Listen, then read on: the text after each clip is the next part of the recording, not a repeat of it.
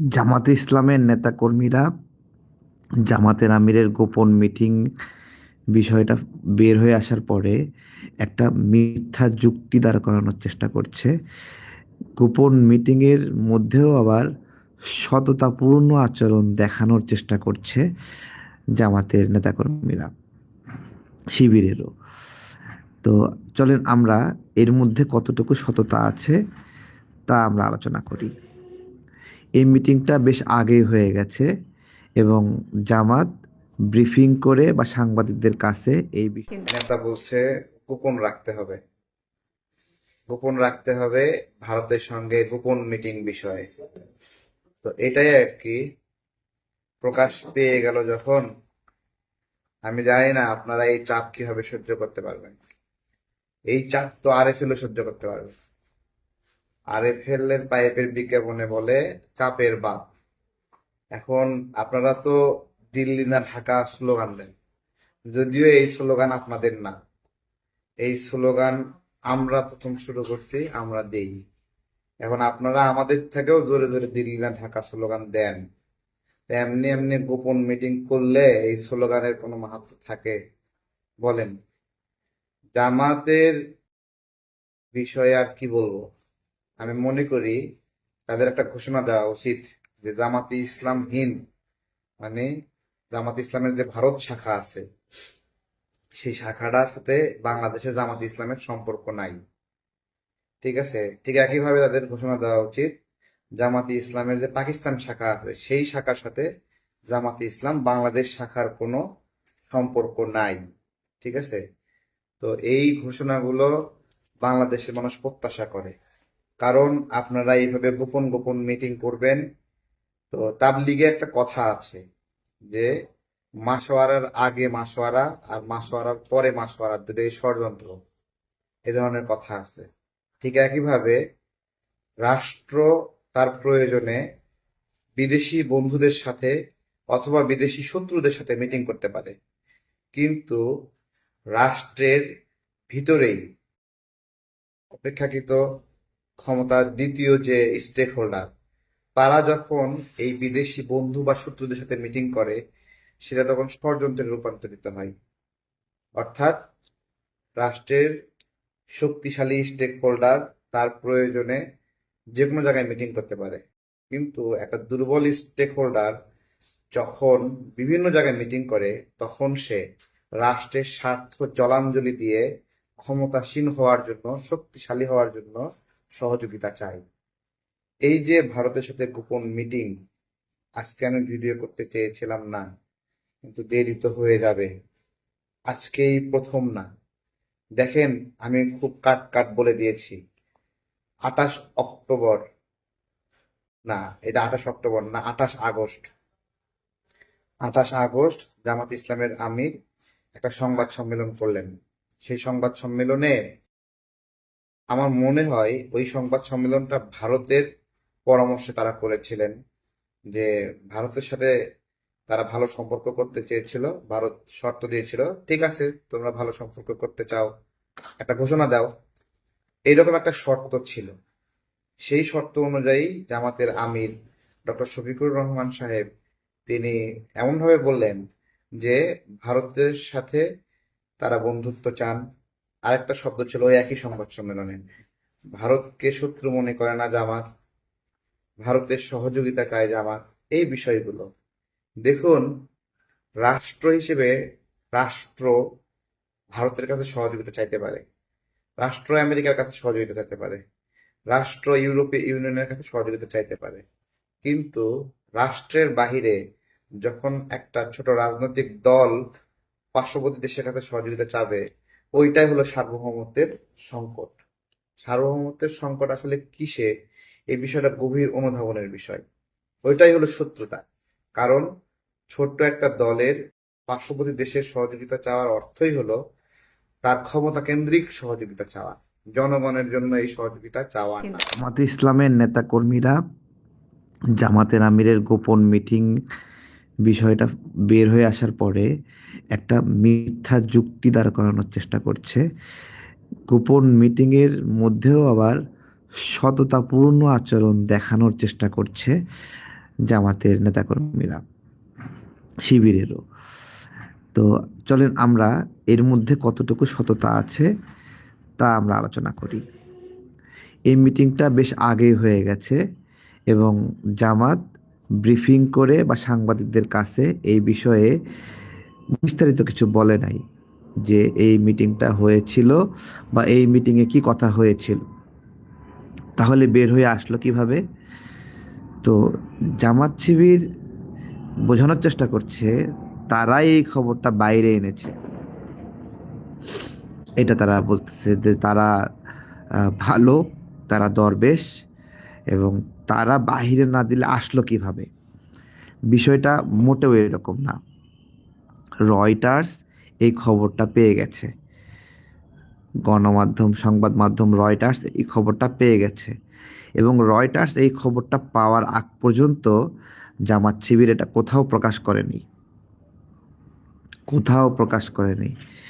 তাহলে রয়টার্স এই খবর পাওয়ার আগে এখন জামাত যেরকম বলছে তারা নিজেরাই এটা প্রকাশ করছে, এইটা একটা জামাত শিবিরের মিথ্যা কথা। এবার আসেন, রয়টার্স জামাত আমিরকে জিজ্ঞাসা করছে, আপনারা একটা মিটিং করেছিলেন, একটা মিটিং করেছিলেন, তো তখন তখন জামাতের আমির বলতেছে এই মিটিংয়ের তথ্য গোপন রাখার কথা ভারত অনুরোধ করেছিল।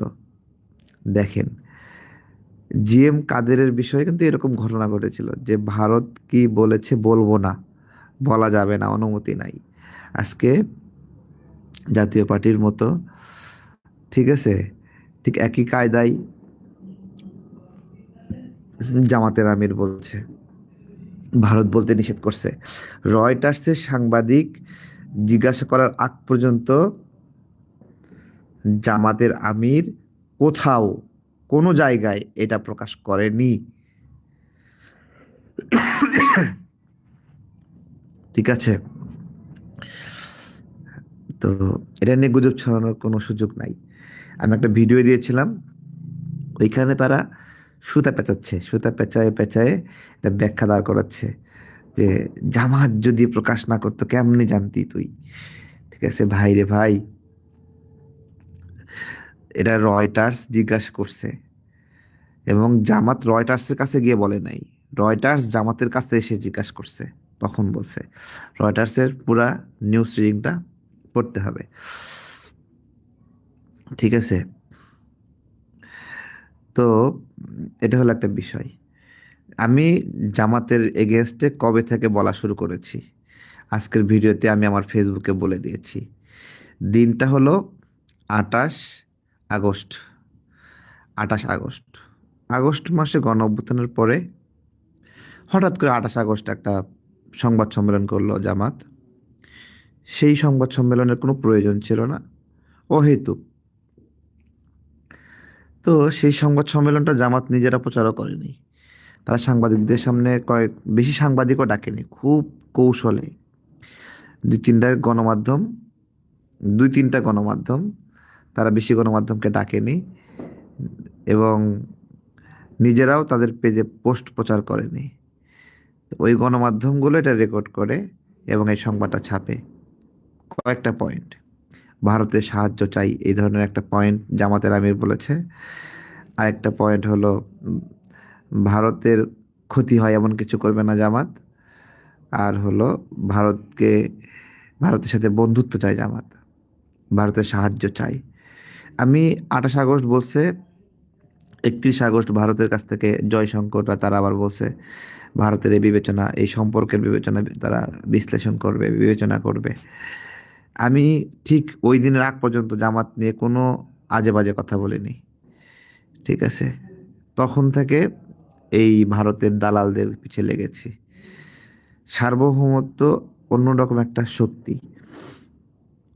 সার্বভৌমত্ব কি, আপনার বাড়িতে তিনজন মানুষ আছে, তিনজন মানুষের তিনটা ঘর, একটা ঘর একটু সুন্দর, আপনি সুন্দর ঘরটা পাওয়ার জন্য পাশের বাড়ির লোকটা নিয়ে এসে বিচার সালিশ বসাইছেন, আমরা বলবো আপনার বাড়ির সার্বভৌমত্ব নষ্ট হয়েছে। তো জামাতের বিদেশ প্রেম এখন নতুন না, আগে থেকেই এরা ইউরোপীয় ইউনিয়ন সহ বিভিন্ন দেশের সাথে ইয়ে করে, ঠিক আছে। দলটা ইসলামিক কিন্তু দুনিয়ার সম্পর্ক অমুসলিম মানে দেশগুলোর সাথে। ঠিক আছে, এই আর কি বিষয়। তো ভালো থাকবেন। শুভ নববর্ষ, শুভ নববর্ষ, শুভ নববর্ষ। ভালো থাকবেন। আসসালামু আলাইকুম।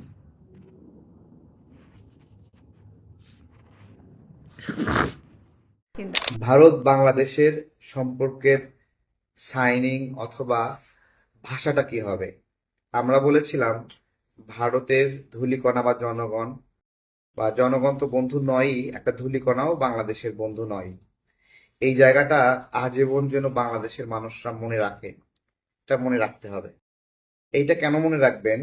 এটা একটা আপনার হলো কনফ্লিক্ট অফ ইন্টারেস্টের কারণে এটা মনে রাখতে হবে। কি ধরনের কনফ্লিক্ট অফ ইন্টারেস্ট? ভারতের কলিজার মধ্যে বাংলাদেশ অবস্থান। একটা দৃষ্টি থেকে যদি দেখেন যে এটা হার্ট এই হার্টটা পুরো ভারতকে সচল রাখে। ভারতের অর্থনীতি সচল থাকে, ভারতের কূটনীতি, ভারতের রাজনীতি এবং ভারতের আঞ্চলিক স্থিতিশীলতা বাংলাদেশের কারণে অস্থির হয় অথবা স্থির থাকে। এই জন্য বাংলাদেশ হলো ভারতের হার্ট। আবার যদি অন্যভাবে বলেন, তাহলে আমরা বলতে হবে যে বাংলাদেশকে 3 দিক থেকে ঘিরায় রাখছে হলো ভারত। ঠিক আছে, এই যে দুটা ভাষা, এই দুটা ভাষার তাৎপর্য আমাদেরকে বুঝতে হবে। এই বোঝার উপরে অনেকগুলো নির্ভরশীলতা আছে, যে আপনি ভারতের প্রতি কি আচরণ করবেন, ভারত আপনার প্রতি কি আচরণ করবে। আমি স্পষ্ট করে বলি, আপনার পার্বত্য অঞ্চলে ভারত সমস্যা করে। ভাই, আপনার যদি একটা রিভার্স পলিসি না থাকে, তাহলে এই সমস্যা করার প্রবণতা বেড়ে যাবে। দেখেন না যে বিভিন্ন সন্ত্রাসী গোষ্ঠী এখানে হামলা করে ভারতে পালিয়ে যায়, ভারত আশ্রয় দেয়। তাহলে রাষ্ট্র হিসেবে আপনাকেও সেম পলিসি নিতে হবে, যে ভারতের যারা স্বাধীনতাকামী তারাও ওখানে কিছু একটা করলে বাংলাদেশে আশ্রয় নিতে পারবে, বা এখানে বাংলাদেশ সরকার তাদের বিরক্ত করবে না অন্তত, অথবা বাংলাদেশকে ব্যবহার করতে পারবে না তাদের বিরুদ্ধে। বিভিন্ন ধরনের পলিসি হতে পারে। রাষ্ট্র হিসেবে রাষ্ট্র কি পলিসি নেবে, এটা সমন্বিত একটা রাজনৈতিক সিদ্ধান্ত, আঞ্চলিক, ভৌগোলিক অথবা আপনার উপমহাদেশীয় রাজনীতির একটা অংশ। তো আপনি যদি রাষ্ট্র হিসেবে হ্যারাম দেখাতে না পারেন, তাহলে আবার হ্যারাম দেখানো মানে এরকম বলা যাবে না যে আমাদের সকল জনগণ সামরিক প্রশিক্ষণ নেবে। ভাই, সকল জনগণ সামরিক প্রশিক্ষণ নিলে ওই সামরিক প্রশিক্ষণ পাওয়া জনগণকে সামরিক বাহিনী অথবা আইন শৃঙ্খলা রক্ষাকারী বাহিনী কোনোদিন নিয়ন্ত্রণ করতে পারবে না। শব্দটা হবে জনগণকে বা যুবকদেরকে সামরিক শিক্ষা, সংক্ষিপ্ত সামরিক শিক্ষায় শিক্ষিত হতে হবে। সংক্ষিপ্ত সামরিক শিক্ষা কি? সাঁতারের শিক্ষা, কুস্তির শিক্ষা, প্রাইমারি ট্রিটমেন্টের শিক্ষা, volunteer fire and rescue, flood rescue. এই যে এইগুলো হলো সংক্ষিপ্ত সামরিক শিক্ষার মধ্যে আসে। এই শিক্ষায় নাগরিকদেরকে শিক্ষিত করতে হবে। ভাষাগুলো যদি আমরা না হই, তাহলে আমরা টিকতে পারবো না। সেভেন সিস্টার ছিঁড়ে ফেলবেন, খেয়ে ফেলবেন। যাক, এই সেভেন সিস্টার ছিঁড়ে ফেলা, উচ্চস্বরে বক্তব্য দিয়ে ভাইরাল হওয়া, আর সত্যিকার অর্থেই দেশীয় পণ্যকে শক্তিশালী করা আর ভারতীয় পণ্য বর্জন করার লড়াই এক জিনিস না। এটা যারা বোঝে না, তারা এই লড়াইটা কখনো করেনি। আমরা মাঠে প্রান্তরে বিভিন্ন জায়গায় গিয়ে গিয়ে আমরা প্রায় 16 লক্ষ লিফলেট বাংলাদেশের বিভিন্ন আনাচে কানাচে দিয়ে মানুষকে জানিয়েছি দেশীয় পণ্য কি, ভারতীয় পণ্য কি। সার্বভৌমত্বের এই লড়াইয়ে আমরা তিস্তায় বড় প্রোগ্রাম করেছি। প্রাথমিকভাবে তিস্তায় প্রথম গিয়ে তিস্তার অবস্থা যে খারাপ, এটা আমরা ভিডিও বার্তায় দেখিয়েছিলাম। ধন্যবাদ জানাই দুলু ভাইকে, তাই না? দুলু ডাক দিয়েছে, দুলু ভাই তিস্তা বাঁচাই, জাগো বাহে তিস্তা বাঁচাই। তো এইটা একটা, যা দেশের কল্যাণ হবে। সত্যিকার অর্থে আগ্রাসনের বিরুদ্ধে লড়াই, আগ্রাসন বিরোধী লড়াইকে আপনার হলো একবারে বাজারে বানিয়ে ফেলা হয়েছে। এটা একটা গবেষণা ভাই, এটা একটা অনুসন্ধান। আমি আপনাদেরকে বলি, তারেক রহমান সাহেব বারবার একটা কথা বলে, স্বনির্ভর বাংলাদেশ। এই স্বনির্ভরতা আগ্রাসন থেকে রক্ষা করে। আপনার যদি আপনি যদি পরনির্ভর হন, তাহলে আপনাকে মানুষের কাছে হাত পাততে হবে। আর হাত পাতলে কি আপনার সার্বভৌমত্ব নষ্ট হয়, আপনার মাথা নিচু করতে হয়। আর আপনি যদি স্বনির্ভর হন, আপনার মাথা উঁচু হয়ে যায়। সার্বভৌমত্ব নষ্ট হয় কিভাবে আমাদেরকে বুঝতে হবে। জামাত কিভাবে সার্বভৌমত্ব নষ্ট করে? আপনার বাড়িতে 3টা ঘর, এই 3টা ঘর, মানুষও 3জন, এর মধ্যে একটা ঘর সুন্দর। আপনি এই সুন্দর ঘর পাওয়ার জন্য পাশের প্রতিবেশীকে ডেকে নিয়ে এসে বিচার বসাইছেন। আমরা বলি আপনার বাড়ির সার্বভৌমত্ব নষ্ট হয়েছে। ঠিক একইভাবে জামাত যে স্টাইলে ভারত অথবা অপরাপর দেশগুলো সহযোগিতা চায় ক্ষমতা পাওয়ার জন্য, এটাকেই বলে হলো সার্বভৌমত্বের সংকট। তো যাই হোক, ছোট্ট একটা গোপন খবর নিয়ে বক্তব্যটা শুরু করেছিলাম, অনেকগুলো কথা বলে ফেলেছি। ভালো থাকবেন। জামাতকে বলবো বাংলাদেশপন্থী হতে হবে। এত বেশি বিদেশির সাথে লুকায় লুকায় মিটিং করা যাবে না। যদি এটা মনে করেন যে বিদেশিরা আপনাদের বিদেশি বাপরা ক্ষমতায় বসায় দেবে, তাহলে হবে না। আপনারা বেগম জিয়া থেকে শিখবেন, শেখার শেষ নাই। ডক্টর শফিকুর রহমান একটা বাম সংগঠন থেকে এসেছেন, এসে জামাতকে বাম বানানোর চেষ্টা করছেন, জামাতকে সেকুলার বানানোর চেষ্টা করছেন। আবার হলো তাদের নেতাকর্মীরা জান্নাত জাহান্নামও বিক্রি করে। এই একটা পরিচয়ের সংকটে জামাত এখন অবস্থান করছে। তাদের নেতা বানাতে চায় বাম, আর আর হলো কর্মীরা বলে যে জান্নাত জান্নাত জাহান্নাম এইরকম বলে। তা আমি আবার কি বলি উল্টোটা, আমি বলি জান্নাত এবং জাহান্নাম দুনিয়াতেই দেখানোর ক্ষমতা আছে শুধুমাত্র জল্লাদের, কি দজ্জালের দজ্জালের হ্যাঁ? দজ্জাল এসে বলবে এই যে তোমার জান্নাত, এই যে তোমার জাহান্নাম, তুমি কোনটাতে যাবা, এটা বলবে দজ্জাল বলবে। তো তো আমার কথা হলো জামাত সেই দজ্জালের ক্ষমতা পেয়ে গেল না, দজ্জালের মতো বলতেছে আপনারা জান্নাতে যাবেন না জাহান্নামে যাবেন, বাইচ্ছা নেন, বাইচ্ছা নেন, খুঁজালন। ঠিক আছে, তো এই আর কি।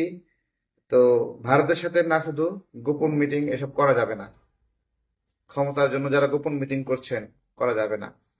কোটা আন্দোলনের মধ্যেও আমি যখন এটাকে সমন্বয় করেছিলাম, বারবার ইউরোপীয় ইউনিয়ন, এফআইডিএস বিভিন্ন সংগঠন এসে যোগাযোগ করে।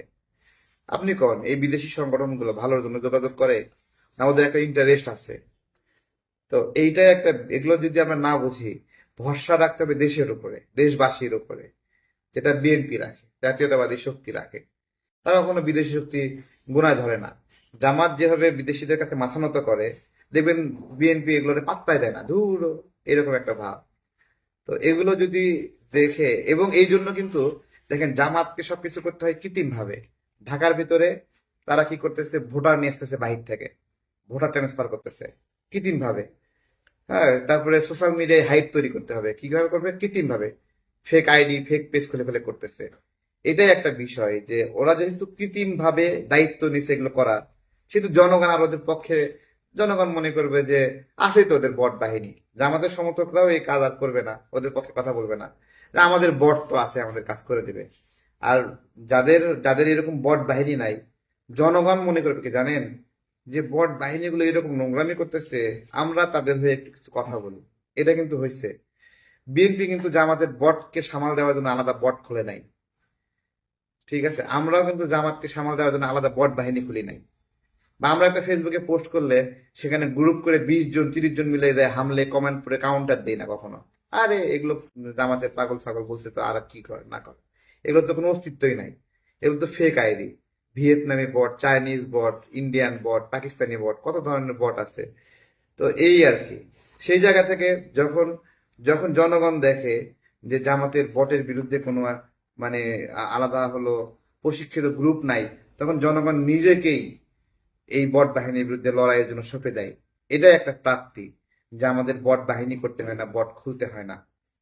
ঠিক আছে, আপনারা কৃত্রিম ভাবে জান্নাত জাহান্নাম বেচতে পারেন, আপনারা কৃত্রিম ভাবে অনেক কিছু করতে পারেন। জামাতের বিষয়গুলো বুঝতে হবে গভীরভাবে। দেখেন ওদের ভোট বানানোর জন্য ওরা বিভিন্ন জায়গা থেকে ভোটার ঢাকায় নিয়ে আসছে, তার মানে ওদের একটা অর্থনৈতিক প্ল্যানিং আছে। এবং নাগরিকরা যদি মনে করে যে জামাতকে ক্ষমতায় নিয়ে এসে অনেক ভালো সার্ভিস পাবে, না ভাই, ওরা যেই ভোটারদেরকে ঢাকার বাইরে থেকে এখানে নিয়ে আসছে, ওদেরকে সেবা না দিয়ে আপনাকে সেবা দেবে? করাইল বস্তিতে আগুন লাগলো, জামাতের কর্মীর বাইরে একটা লোক ওখানে খাবারও পায়নি, জামাতের কাছ থেকে কম্বলও পায়নি। এবং শুধু তাই না, কথিত আছে যে জামাত যে কুরবানি দেয়, ওদের কর্মী ছাড়া গোস্তের ভাগও দেয় না কাউকে। এগুলো ঐতিহাসিক ভাবে প্রমাণিত ভাই।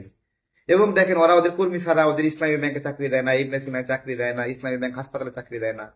তাহলে যারা এইরকম ভাবে মানে খুব ক্লোজলি সেন্টার্ড একটা টিম, যারা তাদের গ্রুপের বাইরে সেবা দিতে চায় না, যারা গ্রুপের বাইরে তাদের কার্যক্রম চালাতে চায় না, এবং যারা তাদের লোক ছাড়া অন্যদেরকে শত্রু মনে করে এবং তাদেরকে বঞ্চিত করে, বৈষম্য করে, হাজার হাজার নেতাকর্মীদেরকে ইসলামী ব্যাংক থেকে বের করে দিয়েছে। কেন বের করে দিয়েছে? কারণ এই ইসলামী ব্যাংকে ব্যবহার করে ভোটে একটা কারচুপি করতে চায়, তাদের একটা বড় প্ল্যান। ধরে ফেলছে বিএনপি, ইলেকশন কমিশনে চিঠি দিছে, তখন জামাতের নেতাকর্মীরা লাফ দিয়ে বলছে না ইসলামী ব্যাংক আমাদের না। হ্যাঁ, বটের বট, ইসলামী ব্যাংক তোদের না। ঠিক আছে, তাহলে ধরা যায় এরা খায়, এইভাবে খায় এরা, এদের সব মুখোশ গুলো আস্তে আস্তে ফাঁস হয়ে যাচ্ছে।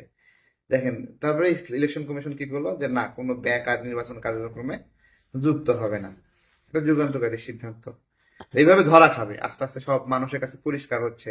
সবচেয়ে বেশি দেখেন, আমরা কথা বলবো, আপনি কথা বলবেন, আমার প্রতিপক্ষ কথা বলবে, সবাই কথা বলবে, মতামত দেবে, কিন্তু এই যে সংঘবদ্ধভাবে এসে হামলে পড়া, নোংরা নোংরা কথা বলা, গালি দেওয়া, ভাই এটা কোনো ইসলামিক দলের কাজ? কোন একটা দল যারা ইসলামের পরিচয় দিচ্ছে তারা এইভাবে গালি দিতে পারে? মা তুলে গালি দেয়, বাবা তুলে গালি দেয়, জন্ম নিয়ে গালি দেয়, কত কিছু বলে গালি দেয়। এবং তারা এই গালিটা দিচ্ছে সাবলীল ভাবে, স্বতঃস্ফূর্ত ভাবে গালি দিচ্ছে।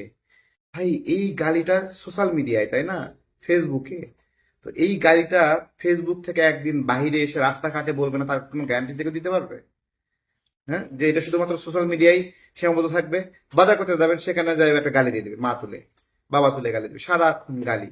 তো জামাত ক্ষমতায় গেলে তো রিপাবলিক অফ গালি ঘোষণা করবে।